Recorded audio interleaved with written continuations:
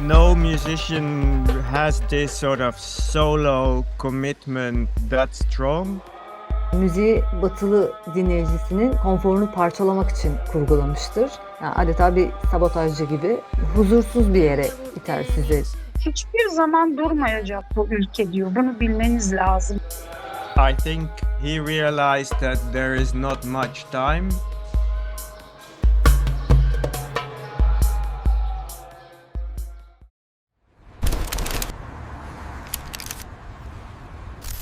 Machine.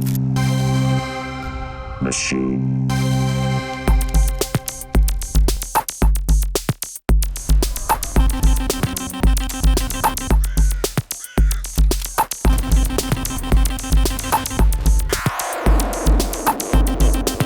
Machine.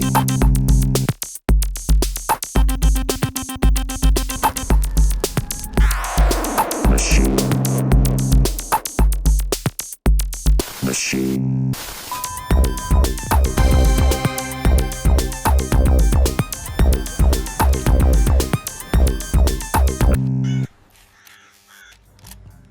Muslim Gauze yani Birinci Ons, hayatını Orta Doğu ve Filistin mücadelesine adayan İngiliz bir müzisyendi.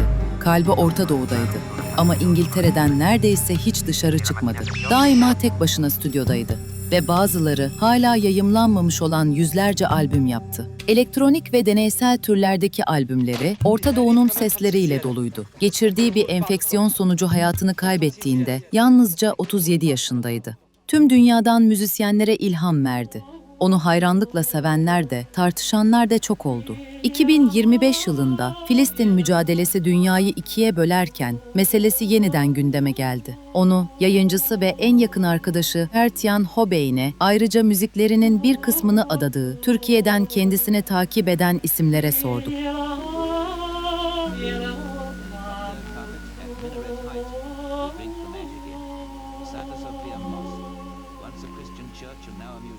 Bryn would get up early in the morning, ask his father to drive him to the studio, stay all day in the studio, take basic material home, then at home listen to it, readjust it, compile it, next morning get up, go to the studio, and this 7 days non-stop every day all year long.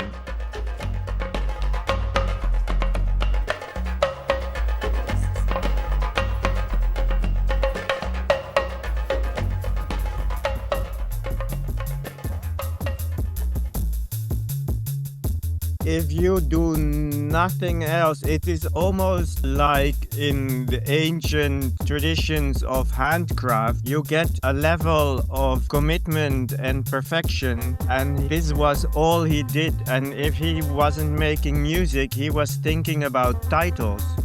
And I noticed that the speed was accelerating in time. And I remember that someone in the shop was playing Muslim Gauze music to a customer, and he said, "This is the best material he has done in weeks." Muslim Gauze, Batı'nın steril müzik dinleme alışkanlıklarını kıran, hani kulaklara işgalin, çatışmanın, öfkenin seslerini vererek dinleyeni provoke etmeye gayret eder.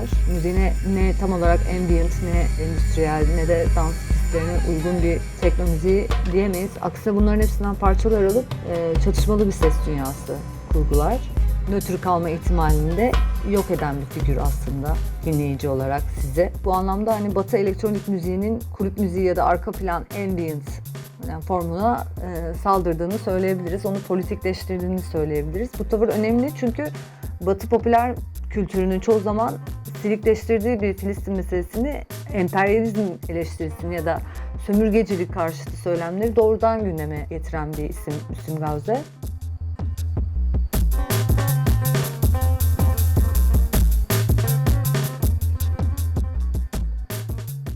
Yani o zaman için yapmış olduğu değişim nasıl böyle bir farkındalığı edindi? Neden bunu bu kadar böyle saplantı noktasına getirdi? Hani bir Müslüman dünyanın bile bu kadar kulak kesilmediği bir konuya bunu da böyle reklam amaçlı yapmayışı, yani gerçekten böyle bir fikre sahip olması, Bunu uzun yıllar sürdürmesi beni her zaman çok etkilemişti.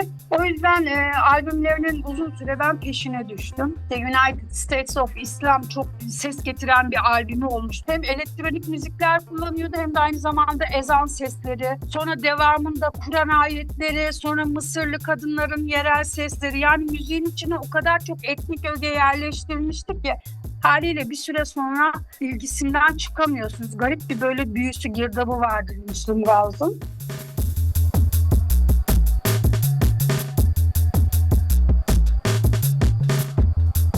And people were complaining that we released too much Muslim Gauss material, and it was a dilemma because if you get so much masters, how do you handle it? And the problem was it was really good material, so you don't throw away good material. I was looking for a special form to let this material out, to facilitate someone who was exploding in material. So I made limited editions only to be able to release this. So I made a 9 CD box set just to get rid of all these masters. And when I planned on doing this, everyone told me it is economic suicide. You will destroy the market because you should not release more than 2 CDs a year and then the market will destroy you. And I was stupid. I believed this. So I phoned up Bryn and I said, listen, I want to make these limited editions and one day we will not sell anything anymore. Let's just do this, and when it goes all wrong, I will call you and say, Bryn, we have a problem. The reality is only went much better. It just improved. People started collecting. All these smart people that have no idea, they were all wrong.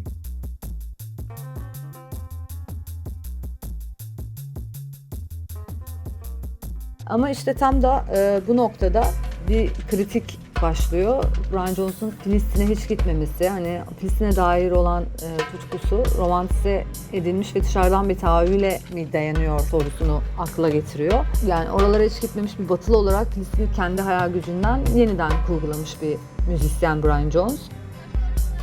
It's not just Palestinian. Palestinian is now the dominant topic in the world. But he had many topics and his view is very much an Englishman who just reads the newspaper. And for an Englishman from Manchester, Gaddafi and Khomeini is the same thing. It's just strange Arabs who are dangerous and are crazy.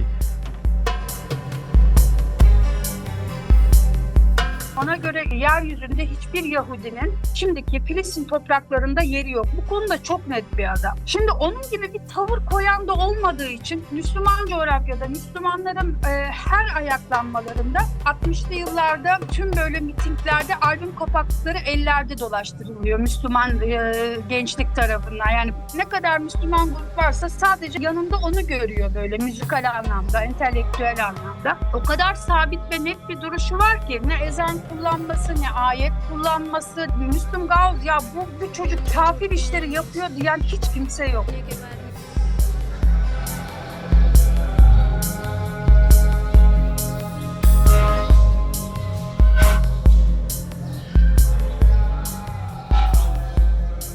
And he quoted, Israelis don't want peace, they only want war. He was committed but not very dogmatic. For instance, there was a big peace treaty with Begin Arafat, and we thought that Bryn would be really happy when that happened.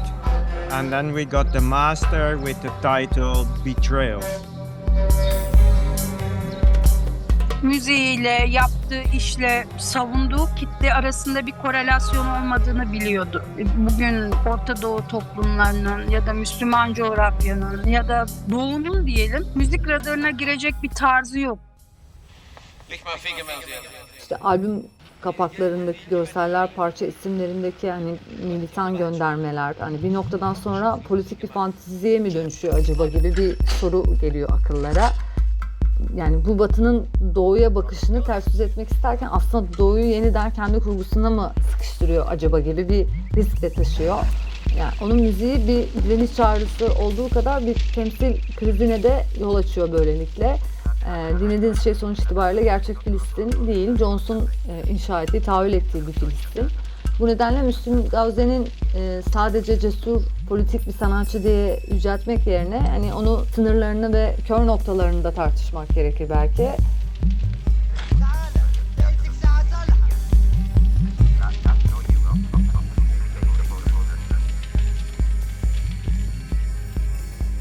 Datasite Magazine diye bir dergi var ve bu dergide Müslüm Gavze'nin işte tüm eserlerinde Yahudi sivilleri meşru hedef gibi gösterdiğine dair bir makale yayınlanıyor.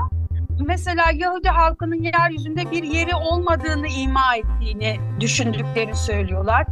Kendi taraftarları ise onun bir devlete değil, İsrail devletinin politikalarına karşı olduğunu söylüyor. Yani bunun hiçbir şekilde Yahudi karşıtlığıyla eşdeğer bir duygu olmadığını ifade ediyor.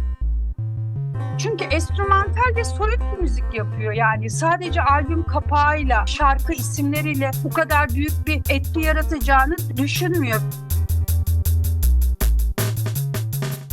The main misconception is that people project their own ideas upon him, and he never ever said anything problematic. I have never heard him say stuff that I thought, okay, this is maybe a bit too much. Bir Filistin intifadası için ikon haline gelmesine rağmen Müslüman dünyada çok da sahiplenilmedi. Hatta hiç sahiplenilmedi gibi bir şey. Radikal İslamcı grupların ya da intifadaya karşı gelen aktivistlerin mitinglerinde bir pankart oldu albüm kapakları. Hiçbir zaman böyle vay be Müslüm Gavze bizim sesimizi duyuruyor gibi bir şey olmadı. Bunun en büyük nedenlerinden birisi de kendisinin de inatla yani ısrarla yinelediği gibi bu benim dinim değil, bu benim insanlık davam. Belki şu an o müziği yapıyor olsa, şu an böyle bir çıkış olsa çok daha farklı algılanırdı. Egzotik bir dış destek. Öyle diyelim, öyle bir görüldü yani. I think at the end he felt that he was sick, completely ignored it and kept working. Ölene kadar yaklaşık 16 yıl boyunca Filistin ve İsrail, Orta Doğu Müslüman soykırımları üzerine ama dediğim gibi yine merkezinde Müslümanların çektiği sorunlar, Müslüman toplumun yaşadıkları, uğradığı haksızlıklar var. Bunun dışında hiç başka bir teması yok.